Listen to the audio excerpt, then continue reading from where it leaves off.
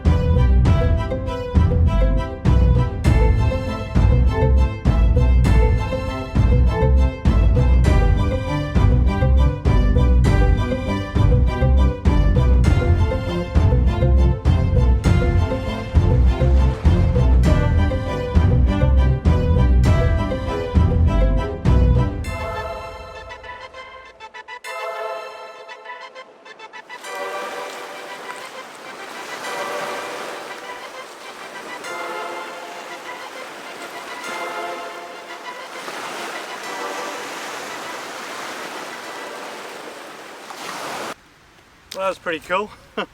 We're still on the same beach here, and the thing I mentioned earlier is that all of this you see behind me here is known as London clay, and these deposits were placed when this part of Sheppey here, this part of Kent, was roughly in the Mediterranean 50 million years ago or so.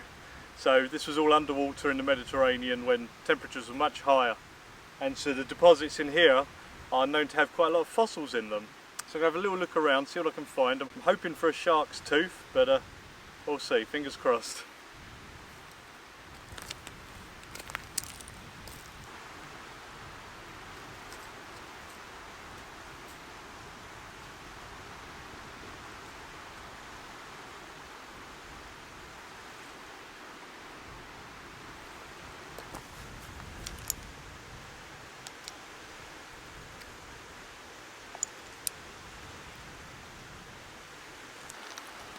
Most of the fossils here are in this iron pyrite, or have turned into this iron pyrite. Also going to be good at striking with a flint for creating a spark as well for you bushcrafters. This is pretty nothing, it could just be the mud, the seabed that's formed into the pyrite over the millions of years. But this is how we're going to find our fossils. Well, in just a few minutes of looking I've found a few things. They're kind of the more common things you'll see. I'll show you. So we've got here just a few examples. You can see from the formation on here that these are pieces of fossilised wood, so parts of plants. See on that one especially. This one here could be some kind of stem, not too sure. This looks to be a clay pipe, so that's washed up from not as long ago as the fossils. So we're going to carry on looking for something more interesting.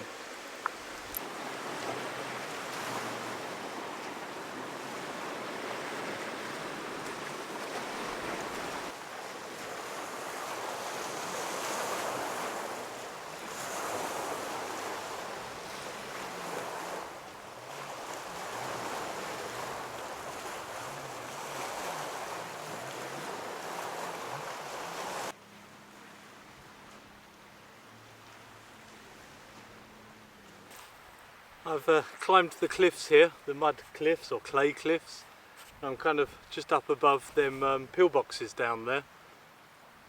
This is probably where they originally were. There's still some sort of concrete blocks up here and stuff, so they must have come down with the coastal erosion. But there's a few flat spots. It's very hard to get up here because there's all crags and stuff and it's covered in grass, so you don't know where you're putting your foot. Very easy to do your ankle in, I suspect. So there's a spot overlooking the pillboxes, which is a little close to the edge for my liking. There's a spot just over here that looks quite flat. I didn't think I'd be able to find anywhere flat here, but I've only got a bivvy bag with me, so I don't need much of a footprint to put down. Still a bit early in the day, or early in the afternoon, so there's still a few people wandering around looking at the pillboxes and stuff, so have a bit more of a wander, look for some fossils. Found a couple of interesting things I'll show you later, but and then I'll grab my stuff and hike it back up here.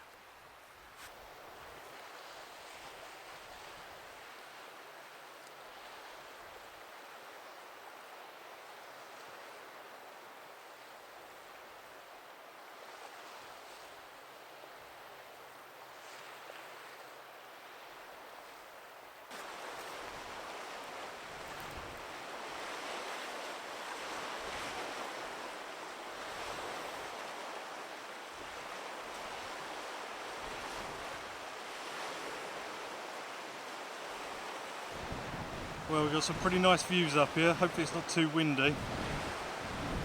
I'm seriously considering camping up here. Got some firewood there. Some scumbags left a bottle of champagne and cups.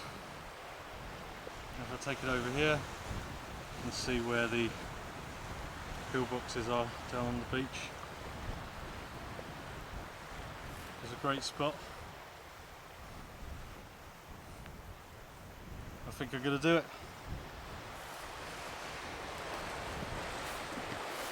Quite a ways down.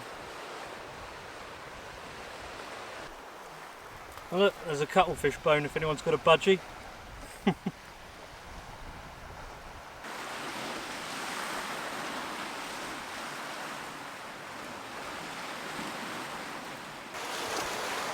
I'm on my way back to the truck now. Back along the beach. Past the pillboxes. The tide really has come in, so I'm hoping you don't get cut off along this bit. We shall see.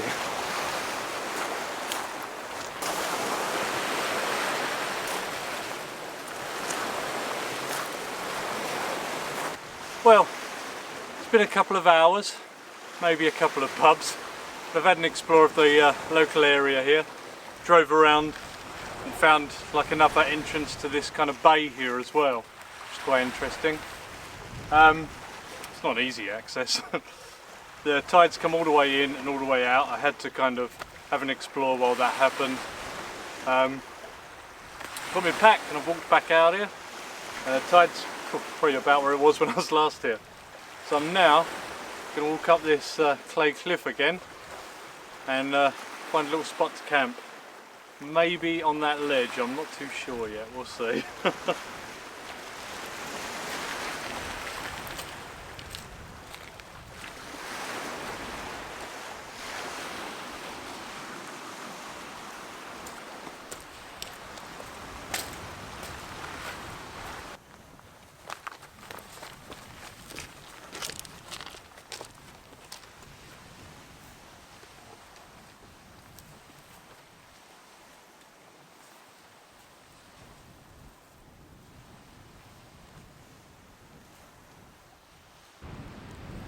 It's hard work collecting the firewood, but it's all done now. I can admire what I can see of the sunset because it's over that way.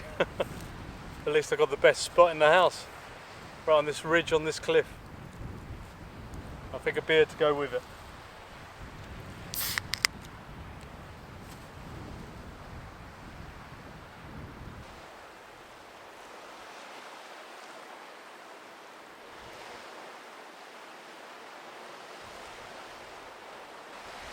So just to show you what my view actually is, over here we can see the bay.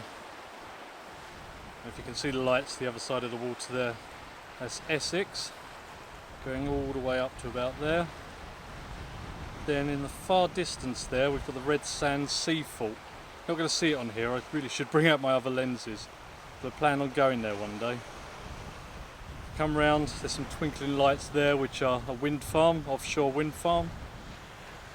And the other side of that, if you go far enough, you'll get to Holland. And I keep looking down at the beach and seeing bits of firewood, but I really can't be bothered to go all the way back down there, especially as it's getting dark, all these crags and everything.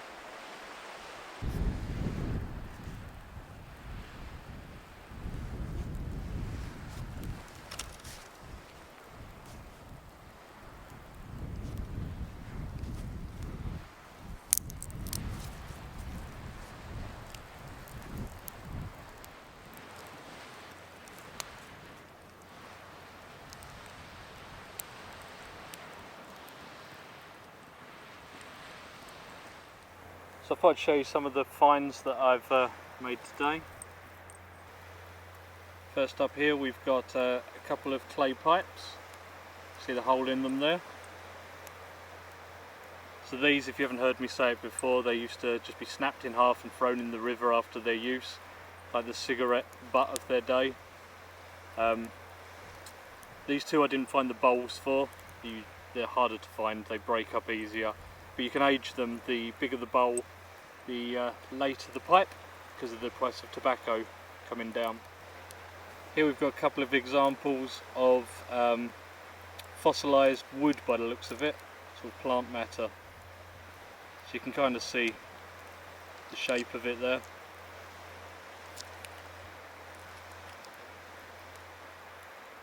And that's pretty much turned to iron pyrite, or fool's gold, whatever you'd like to call it. Got a couple of circular things here. This one, very smooth. I think that's an old penny, looking at it. This one, however, appears to be iron pyrite. And I think, from my research, that could be a shark vertebrae. I could be wrong. You never know. But it's an interesting formation, whatever. This one. This is my favourite of my finds. Now, at first glance, it looks like a fish to me. Got like the fins and the tail. Again, iron pyrite. These parts here are kind of carbonised. I'm not too sure about it. It could just be plant matter. These could be parts of leaves, and this could be like a branch or something. But it looked very fish-like to me. It's interesting nevertheless. I'll have to have another look in the morning. I do want a shark's tooth.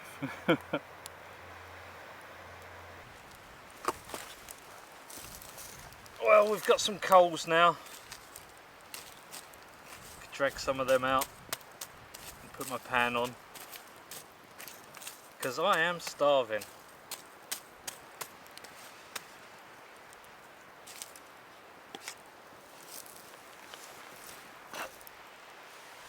Couldn't find a little bottle for oil, so I've just packed some suet.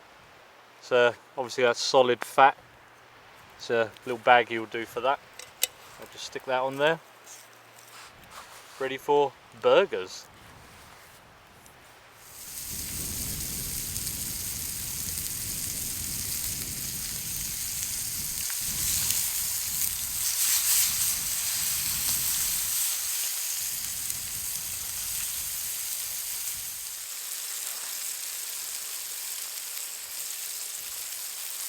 Get some onions in there.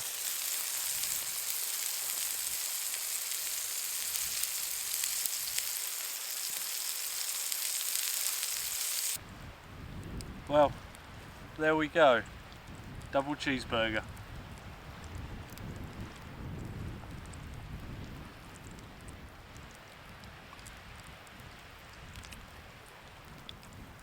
bit of grass. It's not the most extravagant meal out on a camp, but I didn't really know if I'd be able to have a fire or what. I've got a meth stove with me as well. But yeah, this will do nicely. You can see all the lights now from the wind farm, Essex, the other bit of Kent that way. It's a nice view. Anyway, I'm going to enjoy my dinner, get this fire going properly again, then probably set up camp.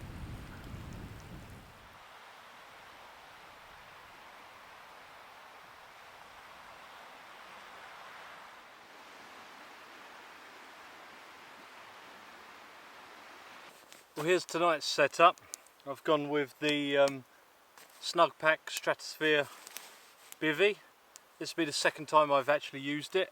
First time was over on Hoo Island when we went to the fort, but we don't talk about that. Usual sleeping bag, got the Nature Hike mat that I reviewed a while back, my Thermarest, well, it's deflating, so it's got to go back. The only addition here really is this Thermarest stuff sack, which you turn inside out, and it's kind of fleece lined, so you can take whatever clothes you've got, invert the stuff sack, and you've got yourself a pillow. I've got a few more things to stuff in here once I get changed. Yeah, keeping it quite simple. Didn't know what sort of space I'd have. Quite glad I did actually, because I can just get into this little sort of flat spot here. But I think a hot chocolate's in order before bed.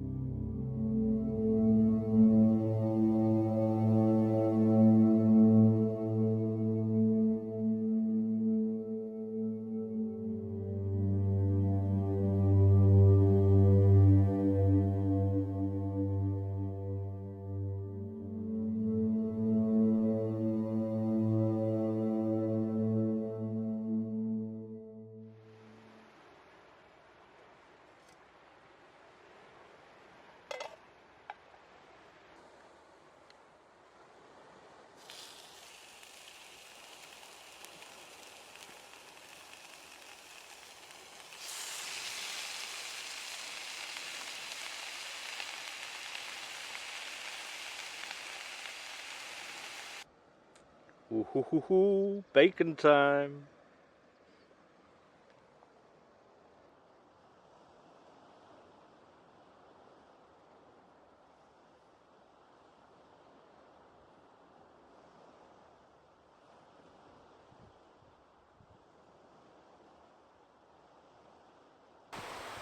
Well, good morning.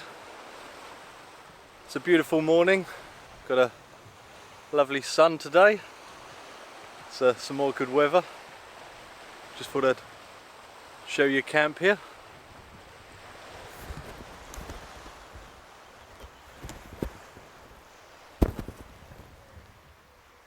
Well, this is camp up on the ridge. Bit of a kit bomb at the moment.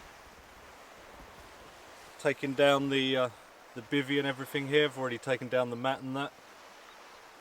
And there's the bush box pocket stove. That's why I actually got it, is to use with my little Esbit alcohol burner. The fire is half done. It's been doused. It's all cool now. Just needs burying. And remember, take your rubbish. I'm just going to enjoy these views for a little bit longer, I think. Well, that's camp all packed up. Going to make my way back down the beach past the pillboxes. Maybe I'll find that shark's tooth on the way, we'll see. I've got a couple of other things to show you, and that's just down the coast there in Sheerness. So we'll make our way there now.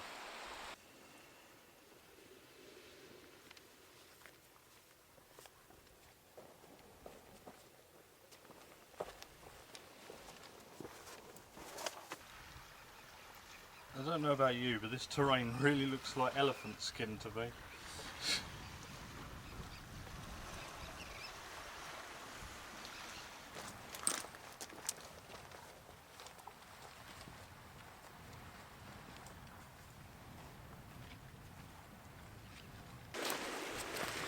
I'm pretty happy because I've just found this. I'll show you what it is.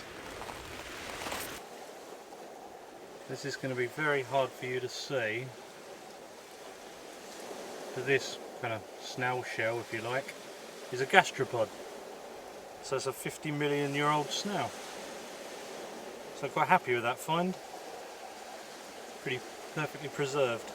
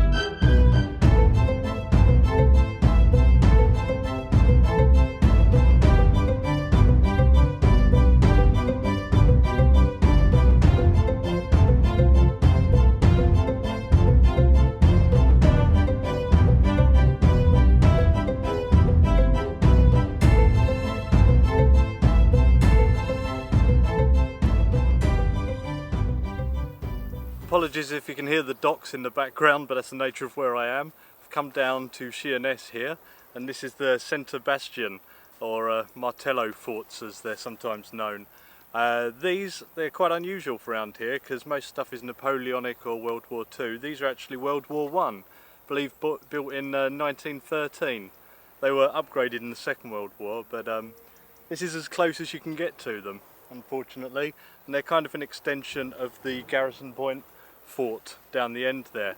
That fort, which you may remember I could see from Grain Fort or Grain Battery when we camped there, that is how the other forts in the area were supposed to look. They've got two tiers of gun batteries, and the others they couldn't be done because of the foundations and sinking in the mud. Just wasn't the right ground for them and cost too much money. But this one actually has the two tiers. Unfortunately you can't get into it because it's a part of the docks now. They use it to park in, they have a radar on the roof and such. But at least I could get the drone down there and get a little footage of it. Don't know if that was allowed or not, but I didn't get within 50 metres of any houses. So I hope you've enjoyed this one. just come down here to have a look at a little bit of history, and I hope to see you on the next one. So thanks very much for watching. Goodbye for now.